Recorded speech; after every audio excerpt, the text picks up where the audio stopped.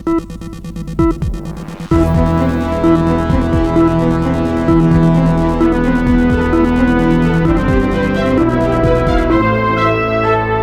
के चुनाव आयोग की भूमिका किसी भी लोकतंत्र के लिए अत्यंत महत्वपूर्ण होती है, क्योंकि ये निष्पक्ष और पारदर्शी चुनाव कराने की जिम्मेदारी निभाता है। हाल ही में 1988 बैच के आईएएस अधिकारी ज्ञानेश कुमार को भारत का मुख्य चुनाव आयुक्त नियुक्त किया गया है। ये नियुक्ति ऐसे समय में हुई जब सुप्रीम कोर्ट में मुख्य चुनाव आयुक्त की नियुक्ति प्रक्रिया को चुनौती दी गई। इस रिपोर्ट में हम उनकी नियुक्ति के राजनीतिक और संवैधानिक प्रभावों, उनकी करियर और विपक्ष की आपत्तियों का विश्लेषण करेंगे। सबसे पहले बात करते हैं कि आखिर ज्ञानेश कुमार हैं कौन। ज्ञानेश कुमार ने आईआईटी कानपुर से सिविल इंजीनियरिंग में बीटेक किया। उन्होंने institute of chartered financial analyst of India से बिजनेस फाइनेंस में भी पढ़ाई की। 1988 में वे भारतीय प्रशासनिक सेवा में केरल कैडर से चुने गए और अपने करियर में कई महत्वपूर्ण प्रशासनिक पदों पर रहे। साल 2016 से 2021 तक वे गृह मंत्रालय में संयुक्त सचिव और फिर अतिरिक्त सचिव के रूप में कार्यरत रहे। अगस्त 2019 जम्मू कश्मीर से अनुच्छेद 370 हटाया गया, तब वे गृह मंत्रालय में जम्मू कश्मीर मामलों को देख रहे थे। साल 2019 में राम जन्मभूमि तीर्थ क्षेत्र ट्रस्ट के गठन में उनकी महत्वपूर्ण भूमिका रही।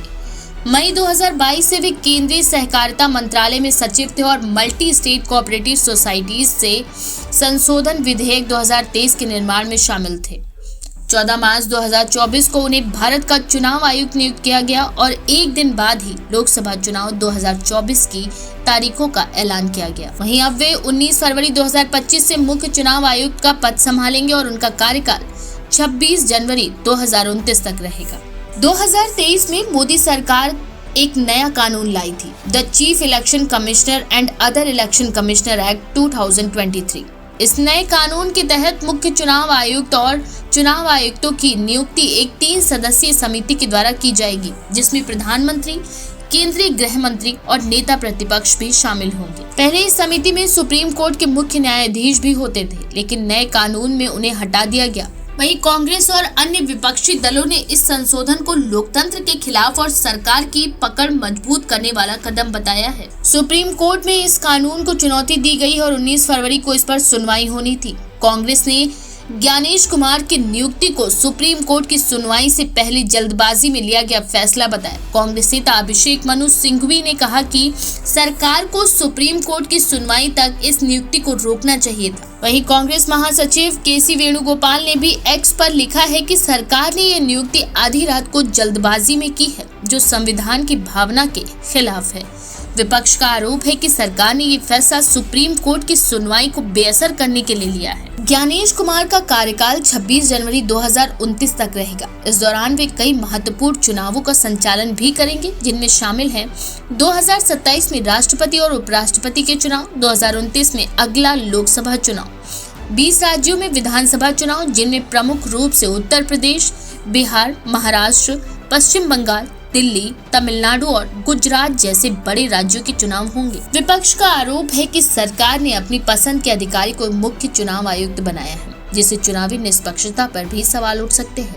बीजेपी समर्थकों का तर्क है कि ज्ञानेश कुमार का प्रशासनिक रिकॉर्ड शानदार है और उनकी नियुक्ति योग्यता के आधार पर की गई है, लेकिन देखना ये होगा कि क्या वे लोकसभा और विधानसभा चुनाव में निष्पक्ष और पारदर्शी भूमिका निभा पाते हैं या नहीं। वहीं इलेक्ट्रॉनिक वोटिंग मशीन और मतदाता सूची का मुद्दा भी सबसे अहम है। चुनाव आयोग की निष्पक्षता को लेकर पहले भी ईवीएम हैकिंग और गड़बड़ी के आरोप लगते रहे हैं। विपक्षी दल पहले भी मांग करते रहे कि ईवीएम की विश्वसनीयता बढ़ाने के लिए वीवीपैट के 100% मिलान की व्यवस्था लागू की जाए। इस मुद्दे पर ज्ञानेश कुमार की भूमिका पर नजर रहेगी कि वे इन चुनावी सुधारों के लिए आखिर क्या कदम उठाते हैं। वहीं सुप्रीम कोर्ट के फैसले के मुताबिक अगर बात की जाए तो सुप्रीम कोर्ट सरकार के नए कानून को असंवैधानिक घोषित कर देता है तो ये नियुक्ति विवादास्पद हो सकती है। अगर सुप्रीम कोर्ट सरकार के पक्ष में फैसला देता है तो इस कानून के तहत भविष्य की सभी नियुक्तियां सरकार की मर्जी से ही होंगी। ज्ञानेश कुमार की नियुक्ति भारत की चुनावी राजनीति में एक महत्वपूर्ण मोड़ साबित हो सकती है। उनके अनुभव और प्रशासनिक कौशल पर कोई भी संदेह नहीं है, लेकिन उनके अतीत के कारण विपक्ष उन पर सरकार के प्रति झुकाव रखने का आरोप लगा रहा है।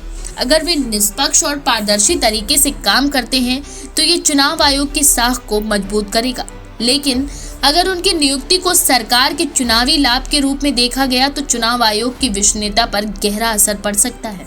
फिलहाल आने वाले महीनों में उनकी निष्पक्षता और प्रशासनिक क्षमता की असली परीक्षा होगी। क्या वे एक स्वतंत्र चुनाव आयोग की छवि बनाए रख पाएंगे या विपक्ष के संदेश सही साबित होंगे, ये देखना दिलचस्प होगा। आपकी इस बारे में क्या राय है, हमें कमेंट बॉक्स में लिखना ना भूलें। द पेज 19 की तरफ से शाहीन खान।